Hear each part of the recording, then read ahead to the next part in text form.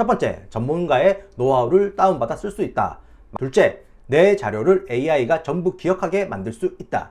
셋째, 나만의 맞춤 도구를 만들 수 있다. 남이 만든 도구에 나를 맞추는 게 아니라 나에게 맞는 도구를 만드는 거죠. 넷째, 사실 제가 가장 중요하다고 생각하는 부분인데 AI와 소통하는 법을 배울 수 있다는 거예요. 앞으로는 AI와 협업하는 시대가 될 수밖에 없잖아요. 바이브 코딩하면서 자연스럽게 AI에게 정확하게 지시하고 결과를 검증하는 능력을 기르게 됩니다.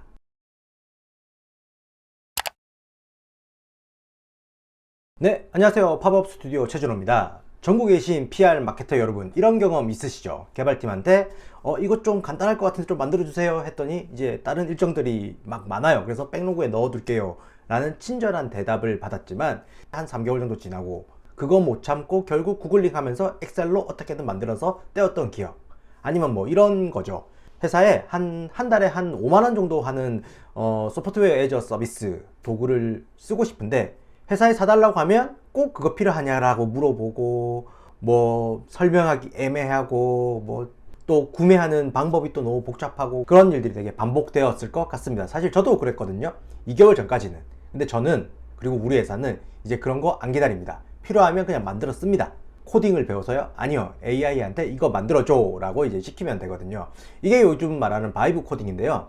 제가 코드를 한 줄 한 줄 타이핑 치는 게 아니에요. 이 기능 필요해 라고 설명하면 AI가 조금 복잡하지만 그래도 예전보다는 100만 배 쉽게 만들어 줍니다. 물론 100% 완벽하진 않죠. 중간중간에 이거 에러 나기도 하고 AI가 고쳐주고 이 부분 좀 바꿔줘 하면 또 수정해주고 이런 대화를 반복하면서 내가 원하는 결과물로 다가가는 거거든요. 그래서 바이브예요. 딱딱하게 코딩하는 게 아니라 AI랑 대화하면서 분위기를 타듯이 만들어가는 거죠. 오늘은 마케터, PR 담당자 등 개발자가 아닌 실무자들이 바이브 코딩을 왜 알아야 하는지 5가지 이유를 설명해 드릴게요. 자, 그럼 시작해 보겠습니다. 첫 번째 이유입니다. 개발자들 사이에 아주 유명한 격언이 있습니다. 바퀴를 다시 발명하지 말라. 이게 무슨 뜻이냐면요.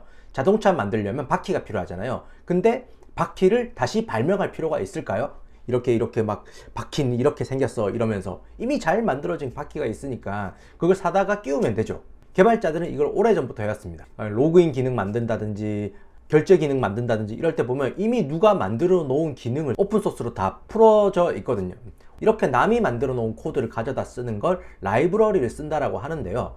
자, 그럼 이게 마케터랑 무슨 상관이 있냐? 여기서 재밌는 일이 벌어지고 있습니다. 콜리 헤인즈라는 미국에서 사스 마케팅의 대가로 불리는 분이 있어요. 지금까지 50개가 넘는 사스 제품의 런칭을 도왔고 수많은 마케터가 이분의 뉴스레터를 구독하고 있습니다. 이분이 최근 뭘 했냐면 본인이 10년 동안 쌓은 마케팅 노하우로 23개의 스킬로 만들어서 깃허브에 무료로 공개했어요. 스킬이 뭐냐면요. AI한테 특정 방식으로 일하게 만드는 명령어 세트입니다. 카피라이팅 스킬을 다운받으면 AI에게 우리 랜딩 페이지 카피 써줘 라고 했을 때 콜리 헤인즈가 10년 동안 검증한 방법로 여러분이 요구한 사항을 AI가 믹싱을 해서 반영한 카피가 나옵니다. 이외에도 이분의 깃허브 저장소에는 여러가지 마케팅 기법들이 있거든요. 근데 우리가 사실 뭘 한 거죠? 그냥 다운받아서 AI한테 말했을 뿐이에요. 코드를 짠 게 아니죠. 그냥 이 스킬을 써서 이거 만들어줘 라고 한 거예요. 이게 혼자 배우려면 3, 4년이 걸릴 걸 남이 만든 걸 쓰면은 내일부터 바로 쓸 수가 있잖아요. 마케팅 고수의 뇌를 다운받는 거라고 생각하시면 됩니다. 두 번째 이유입니다. 챗GPT 써보셨죠? 챗GPT한테 우리 회사 제품 설명해줘 라고 하면 뭐라고 해요? 처음에는 죄송합니다. 저는 해당 정보를 가지고 있지 않습니다. 당신의 제품 정보를 가르쳐 주세요. 뭐 이렇게 이야기가 나오잖아요. 당연한 거죠. 챗GPT가 우리 회사를 알 수가 없죠. 학습을 안 했으니까. 물론 프로젝트를 잘 만들어서 학습시킬 수도 있습니다. 여기서 RAG라는 개념이 나옵니다. RAG는 챗GPT나 이제 제미나이 같은 대규모 언어 모델이 답변을 생성하기 전에 외부 지식 데이터베이스에서 관련 정보를 검색하고 이를 기반으로 내용을 보강하여 정확한 답변을 생성하는 기술입니다. 그런데 우리 회사의 최신 정보 반영, 콘텐츠의 정확한 방향, 답변의 할루시네이션 방지에 탁월해서 이 RAG를 기업 내부의 데이터에 활용해서 잘 쓸 수 있습니다. 쉽게 설명하면 이런 거예요. 우리 회사의 자료가 엄청 많다고 생각해 보세요. 위키 문서 500개, 노션 페이지 300개, 제품 매뉴얼 50개 이런 거요. RAG는 이 자료들을 AI한테 통째로 먹여주는 겁니다. 그러면 이제 AI한테 우리 회사 휴가 정책이 뭐야? 라고 물어보면 AI가 그 수백 개의 문서 중에서 휴가 관련된 걸 찾아서 답해주죠. 그리고 경쟁사 A랑 우리 제품의 차이점이 뭐냐라고 물어보면 제품 문서들을 뒤져서 비교를 해줍니다. 자, 여기서 중요한 거, 이런 도구 이미 있잖아요. 뭐 구글의 노트북 LM이라든지 퍼플렉시티 스페이스라든지 챗GPT라든지 뭐 다 좋은 도구들이에요. 저도 씁니다. 근데 이제 문제가 하나 있습니다. 내가 원하는 방식대로 결과를 만들어주는 도구들은 아니에요. 그러니까 제가 요즘 뭘 하고 있냐면 바이브 코딩 관련 유튜브 채널 분석을 하고 있는데요. 경쟁이라고 아직까지 말하기는 조금 부끄럽지만 그들이 어떤 콘텐츠를 만드는지, 어떤 주제가 인기 있는지 분석하죠. 그래서 이제 저는 유튜브 영상에 올라와 있는 자막 있잖아요. 자막을 수집하는 프로그램을 만들었어요. C 채널에서 10개, A 채널에서 10개, V 채널에서 10개, 그리고 매일매일 새 영상이 올라왔나 체크합니다.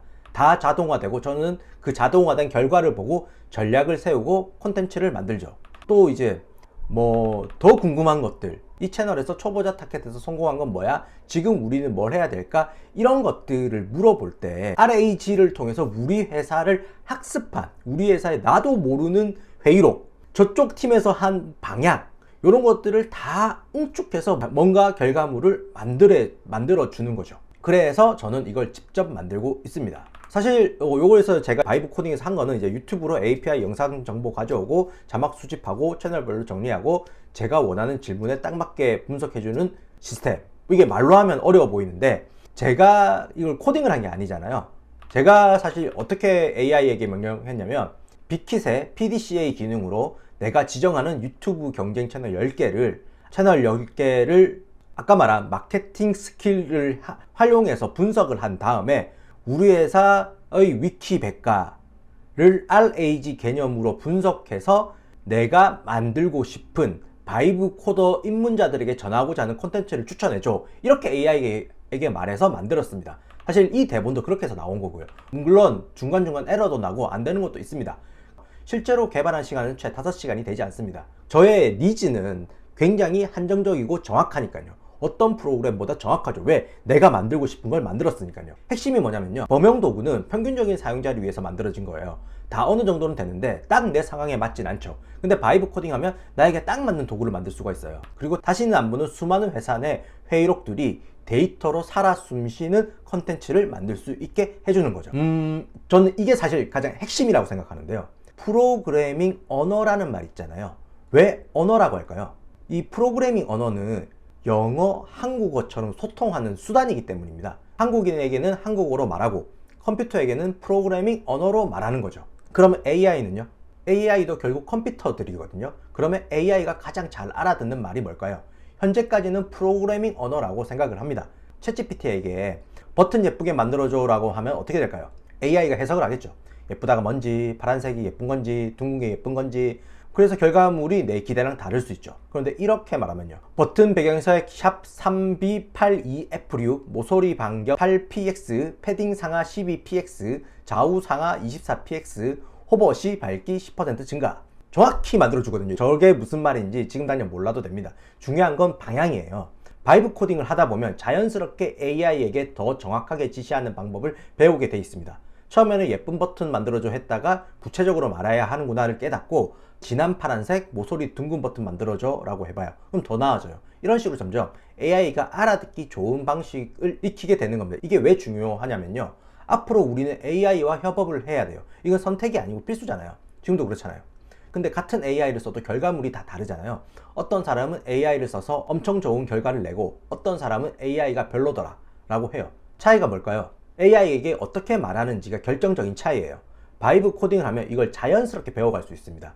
AI에게 이게 만들어줘 라고 하고 결과 보고, 이 부분 수정해줘 라고 하고 또 결과 보고, 이 과정을 반복하면 AI가 어떻게 생각하는지, 뭘 잘하고 뭘 못하는지, 어떻게 말해야 잘 알아듣는지 체득하게 됩니다. 이게 앞으로의 경쟁력이 될 겁니다. 코드를 직접 한 줄 한 줄 따는 게 결코 아닙니다. 계속 말씀드리지만 AI에게 정확하게 지시하고 결과물을 검증하고 피드백을 주는 능력, 이게 앞으로 일하는 방식이고 바이브 코딩이 이걸 가장 빠르게 배울 수 있는 방법이라고 저는 확신합니다. 마지막은 제 사족인데요.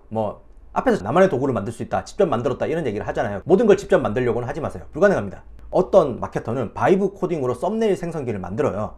멋지죠? 근데 저는 그냥 젠스파크 씁니다. 이미 나에게 맞는 도구가 있거든요. 제가 직접 만들 이유가 없어요. 핵심은 만드는 것 자체가 아닙니다. 제가 말하고 싶은 여기에서 핵심은 내 문제를 해결하는 거예요. 정리를 해볼게요. 칸바가 좋으면 칸바를 쓰고, 노션이 좋으면 노션을 쓰고, 챗GPT가 충분하다 싶으면 챗GPT를 쓰면 돼요. 근데 시중에 나에게 딱 맞는 게 없다? 그때 만들어서 쓰면 됩니다. 제가 유튜브 경쟁 분석 도구를 만든 이유가 딱 그거예요. 딱 맞는 게 없었거든요. 그러면 좋은 도구가 있는데 너무 비싸다? 그때도 만들어야겠죠. 월에 몇십만 원 내야 되는 도구다. 되게 좋은데 그거에서 내가 쓰는 기능이 10%밖에 안 된다면? 그러면 그 10%를 내가 직접 만들어서 우리 팀원들과 공유하는 게 더 나을 수도 있습니다. 그러니까 바이브 코딩의 목적은 내가 개발자야 라고 자랑하는 게 아닙니다. 내 업무를 더 효율적으로 하는 것, 그게 전부예요. 충분히 좋은 게 있으면 재발명할 시간에 그냥 있는 거 쓰십시오. 시간도 자원이니까요. 그 시간에 다른 일을 하는 거죠. 그러니까 있는 거 잘 쓰기, 없는 것 만들기, 너무 비싸면 대안 찾기. 이 세 가지 사이에서 균형을 잡는 거죠. 그리고 바이브 코딩이 만능은 절대 안 됩니다. 안 되는 것들이 있습니다. 복잡한 것들, 보안이 중요한 것들, 대규모 서비스 같은 건 여전히 전문 개발자분들이 만들어야 돼요. 근데 마케터로서, PR로서, 영업인으로서 내 업무를 조금 더 효율적으로 만드는 작은 도구들, 이런 거는 바이브 코딩으로 충분히 만들 수 있다고 생각합니다. 자, 정리해 볼게요. 마케터, PR과 같은 이제 우리 개발과 멀었던 사람들이 바이브 코딩을 알아야 되는 5가지 이유. 첫 번째, 전문가의 노하우를 다운받아 쓸 수 있다. 둘째, 내 자료를 AI가 전부 기억하게 만들 수 있다. 이제 AI가 회사를 제대로 분석을 해서 저에게 대안을 제시해 줄 거예요. 셋째, 나만의 맞춤 도구를 만들 수 있다. 100가지 기능을 가진 비싼 사스가 아니라 내가 필요한 3가지만 있는 도구를 직접 만들어 쓸 수 있어요. 남이 만든 도구에 나를 맞추는 게 아니라 나에게 맞는 도구를 만드는 거죠. 넷째, 사실 제가 가장 중요하다고 생각하는 부분인데 AI와 소통하는 법을 배울 수 있다는 거예요. 앞으로는 AI와 협업하는 시대가 될 수밖에 없잖아요. 바이브 코딩하면서 자연스럽게 AI에게 정확하게 지시하고 결과를 검증하는 능력을 기르게 됩니다. 그리고 제가 사적으로 말씀드렸던 거, 모든 걸 만들려고는 하지 말라. 비쌀 때, 딱 안 맞을 때, 이럴 때 필요할 때만 만드는 겁니다. 다시 한번 더 강조드립니다. 마지막으로 드리고 싶은 말씀이 있습니다. 나는 문과라서, 나는 비개발자라서 이런 말이 이제 안 통하는 시대가 됐습니다. 저도 문과 나왔고 원래 직업은 기자였거든요. 저도 코드 한 줄 제대로 못 잡니다. 진짜로. 근데 코딩을 우리가 개발자처럼 잘할 필요는 절대 없어요. 처음부터 완벽하지 않아도 됩니다. 처음에 다 어설퍼요. 에러도 나고 안 되는 것도 많아요. 저도 그래요. 근데 해보면서 알아요. 이게 되네? 하는 순간이 옵니다. 그 순간이 오면 세상이 달라진다. 그리고 아주 간단한 업무부터 자동화 해보세요. 내가 매일매일 이런 일을 30분씩 하는데 반복 업무를 자동화할 수 있는 방법을 한번 바이브 코딩의 방식으로 좀 풀 수 있는 방법이 있냐라고 AI에게 물어보세요. 그게 시작입니다. 자, 오늘 내용은 여기까지고요. 오늘 내용이 도움이 되셨다면 구독과 좋아요, 알림 설정까지 부탁드리겠습니다. 감사합니다.